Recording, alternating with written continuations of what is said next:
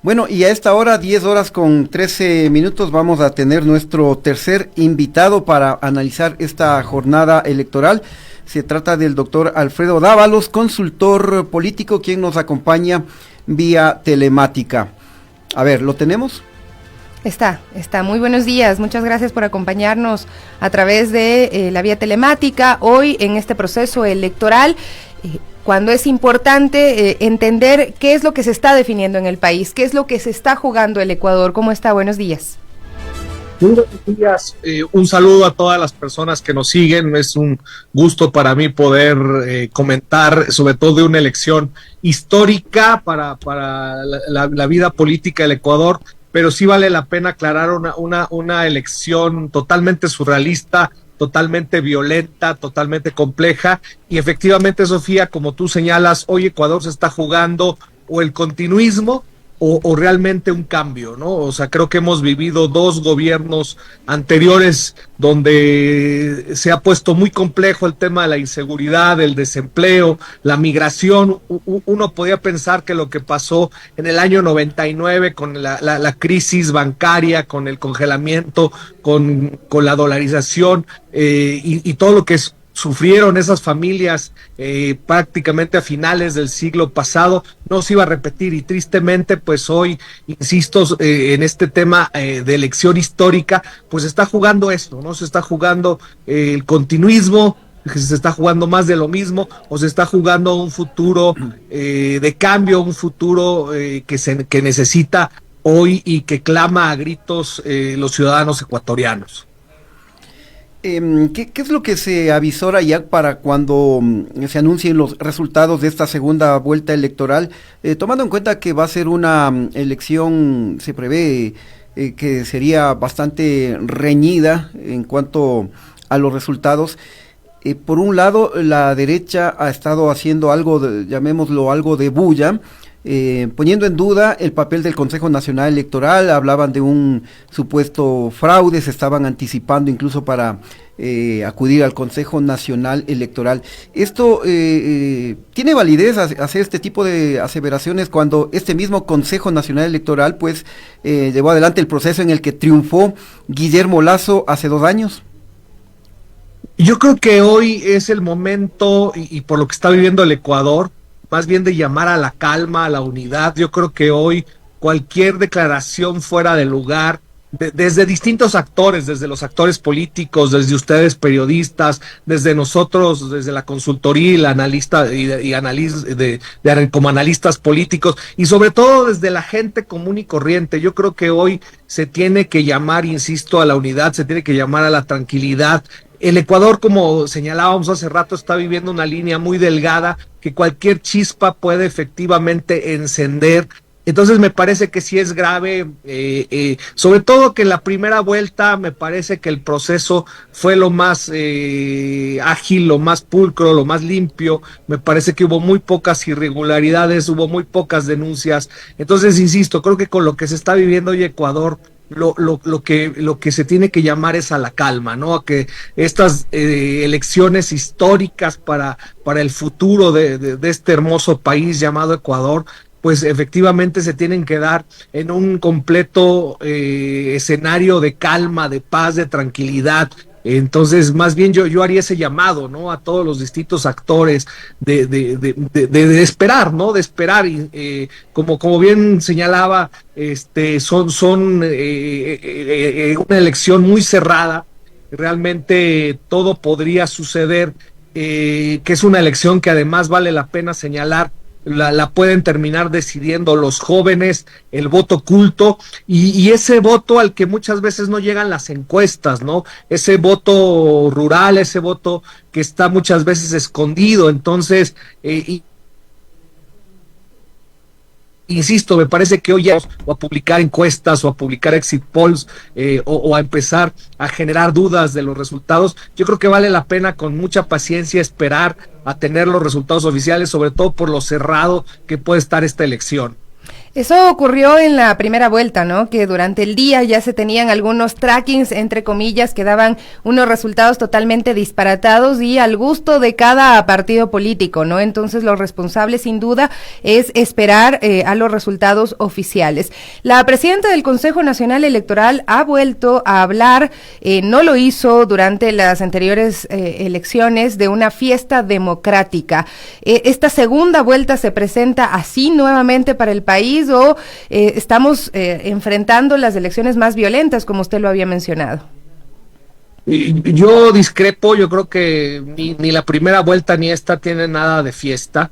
Yo creo que sí es un proceso democrático, histórico, pero insisto, es la elección totalmente surrealista, una elección marcada por la violencia, no solo la violencia con el asesinato primero del alcalde de Manta, después con el asesinato del candidato presidencial Fernando Villavicencio. Es una elección también con mucha violencia psicológica, con muchas fake news, con muchos deepfakes, donde se ha abusado mucho de la inteligencia artificial, donde se han montado una serie de audios, donde se han montado una serie de casos que yo he dicho en algunos medios y sobre todo también en algunas redes sociales. Creo que pasamos del Macondo a la dimensión desconocida. Entonces, no podemos hablar de fiesta. Me parece que hoy Ecuador está de luto desde hace muchos años. Hoy Ecuador está viviendo las horas más dramáticas, más trágicas de su historia. Yo siempre y vengo señalando que tristemente, y ustedes lo saben, Ecuador siempre fue considerado una isla de paz. Hoy tristemente Ecuador se ha convertido en una provincia más de México. Entonces, hablar en verdad de algo alegre me parece que no. Yo creo que hoy la gente está yendo a votar más allá que con el corazón, está yendo a votar en algunos casos con las vísceras para castigar a estos últimos gobiernos, está yendo a votar con la esperanza también de poder tener el día de mañana un pedazo de pan en su mesa, está yendo a votar con la esperanza de que su negocio resurja luego de ese terrible proceso que vivimos con el COVID. Está yendo a votar esa madre que quiere que su hijo regrese con vida porque trabaja de noche, ya sea como taxista o en alguna licorería. Entonces, realmente la gente hoy está yendo a votar, en algunos casos con miedo, en algunos casos con esperanza, en algunos casos con ira, ¿no? Entonces creo que efectivamente hoy se está jugando todo el Ecuador, ¿no? Creo que esta elección nos deja muchas lecciones y que ojalá, y esto lo he señalado en otros medios, tanto nacionales como internacionales, ojalá que esto quede para la historia, ojalá nunca más volvamos a tener una elección tan violenta, tan trágica y con todos estos componentes que hemos hablado, ¿no? ¿Cuál considera usted que ha sido la influencia de esta campaña electoral en la que se ha evidenciado que no ha sido equitativa, ¿no? Porque al candidato de la derecha se ha podido apreciar el respaldo del propio gobierno de Lazo. Podíamos haber observado hace unos días al gobernador de Esmeraldas, Frickson Erazo, encabezando una caravana y también subido en la tarima, ¿no? Por otro lado, ha tenido el apoyo de los grandes medios de comunicación, incluso internacionales. Habíamos observado al periodista y escritor Jaime Bailey también diciendo que si él fuera ecuatoriano votaría por el joven Daniel Noboa, que es un joven inteligente, según ha dicho, ¿no? Y hay también sectores tradicionales del Partido Social Cristiano, la izquierda democrática, un sector de Pachacuti y el sector empresarial. ¿De qué manera va a incidir esto en el resultado de estas elecciones? Sí, efectivamente una campaña inequitativa, millonaria. El día de ayer y todavía el día de hoy era impresionante ver en las redes que cualquier red que uno abría aparecía publicidad de Noboa. Qué pena que no se ha regulado eso, porque en teoría, y ustedes también lo analizaban antes de empezar esta entrevista, en teoría desde el día jueves estamos en supuesto, y lo pongo entre comillas, silencio electoral, pero no, efectivamente nos damos cuenta que hay una pauta muy agresiva y millonaria.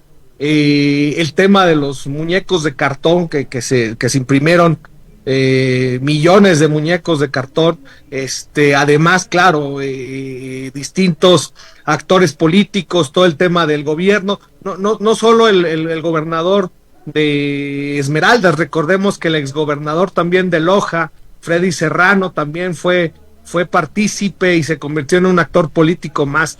Yo creo que eso es complejo. Yo creo que también hay que entender que no todo el dinero del mundo sirve para ganar una campaña, y el mejor ejemplo es el papá del actual candidato Daniel Noboa, ¿no? Que yo siempre vengo señalando en distintos seminarios, clases, en medios como este, que él, y ustedes lo saben, a pesar de ser uno de los grandes millonarios que hay en el mundo, perdió 5 veces una campaña presidencial, ¿no? Recordemos también lo que le pasa a Topic en la primera vuelta, lo que le pasa a Susana González y a tantos actores políticos, perdón, que terminaron por tapizar las ciudades con su propaganda, y al final les jugó al revés, ¿no? La gente también se harta, se cansa de ver tanto derroche de recursos, ¿no? Pero sí, efectivamente, ha sido una campaña donde tristemente ha primado más el marketing que la política. Qué triste que estemos decidiendo y regresemos a la elección anterior, donde ustedes recordarán, donde unos zapatos rojos se convierten en un símbolo, y bueno, y todos sabemos las consecuencias por el tema de la novelería. Entonces, insisto, qué triste que hoy el marketing esté por encima de la ideología, que el marketing esté por encima de las propuestas, que el marketing esté por encima de las organizaciones políticas, y eso es triste, y eso es una gran reflexión que les debería de llamar a todas las organizaciones políticas, porque claro, las organizaciones políticas en el Ecuador no son organizaciones políticas, son cualquier otra cosa menos partidos políticos y movimientos políticos que se preocupen por formar cuadros, mapear a distintos actores, y terminan tristemente siendo solo maquinarias electorales, y terminan también siendo tristemente partidos o movimientos de alquiler. Entonces me parece que sí. Pero Alfredo, hay una inquietud adicional, porque tú estás hablando de los partidos políticos, y a mí lo que me ha preocupado también muchísimo es ver el rol de las organizaciones sociales. Hemos asistido durante estos 2 últimos gobiernos a 2 paros nacionales con consecuencias realmente fuertes para el país, con muchos muertos que todavía no han sido reivindicados, que todavía no han sido sancionados quiénes son los responsables de estas muertes, y las organizaciones sociales tampoco se pronunciaron. De hecho, algunas incluso llamaron a votar por el nulo en estos días, entre ellas Unidad Popular o el MPD. Entonces, ¿dónde quedan las organizaciones? ¿Dónde quedan las organizaciones sociales? ¿Y cuál es el planteamiento frente a la continuidad de un modelo que ya ha generado y ha propiciado estos estallidos sociales? Sí, totalmente. Además, como bien señalabas, estas organizaciones sociales fueron víctimas, ¿no? En carne propia, ya sea con algunos de sus líderes o con algunos de sus miembros que o fueron presos o sufrieron tristemente la muerte en estas 2 paralizaciones, tanto en 2019 como 2022. Creo que haberle hecho juego hoy al blanco o al nulo, no haberse comprometido de frente, ¿no? Así como decíamos, así como los medios de comunicación hegemónicos lo hicieron con la candidatura de Noboa, creo que es triste ver que efectivamente otros actores políticos, entre ellos incluso la misma CONAI, que hasta los últimos días define su propia postura, o partidos como Pachacuti, que no se sabe por quién estarán apoyando. Sí me parece también complejo, ¿no? Hacer este análisis, que no solo hay esta crisis de las organizaciones políticas, sino también esta falta de involucramiento de las organizaciones sociales, que no entienden que efectivamente la participación política no se limita solo al tema de las elecciones, sino que hoy, insisto, me parece que se estaba jugando mucho más, ¿no? Además, muchos de ellos recordemos que pidieron en su momento la salida del presidente Lasso, y el presidente Lasso, como ustedes lo saben,